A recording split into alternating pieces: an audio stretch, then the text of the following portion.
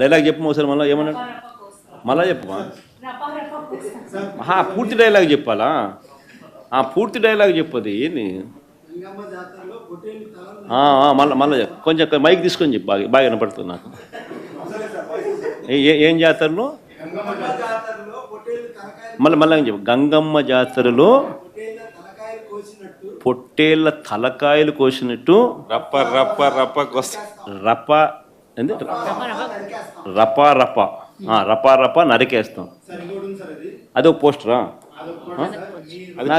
అదే cinema dialogue అనుకుంటా స్వామి. Yeah cinema dialogue? Pushpa 2 sir. Pushpa cinema dialogue అది. మరి నువ్వే చెప్తున్నావు స్వామి. అంటే ఇప్పుడు పుష్ప సినిమా డైలాగులు పెట్టినా కూడా తప్పేనా? అసలు డెమోక్రసీలో ఉన్నామా డెమోక్రసీలో లేమా స్వామి మనం? ఇది నాకు అర్థం కాదన్నా.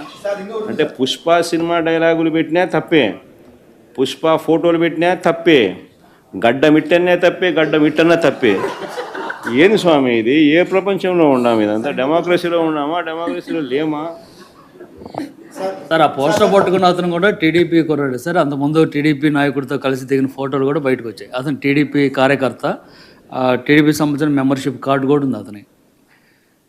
కానీ అతను మీ పార్టీ సంబంధించిన వ్యక్తిగా ఆ మనిషికి టీడీపీతో ఇంత ముందు గతంలో తిరిగిన ఫోటోలు కూడా ఉన్నాయా? మెంబర్షిప్ కూడా ఉంది సార్. మెంబర్షిప్ కూడా ఉంది సార్. ఆ టీడీపీ సభ్యుడు కూడా మెంబర్షిప్ కూడా ఉన్నాడా? అంటే దాని అర్థం వీళ్ళే పెట్టించినారా? పెదకూరపాడు నియోజకవర్గం సార్. ఓ టీడీపీ సభ్యత్వం కూడా ఉందా మరి?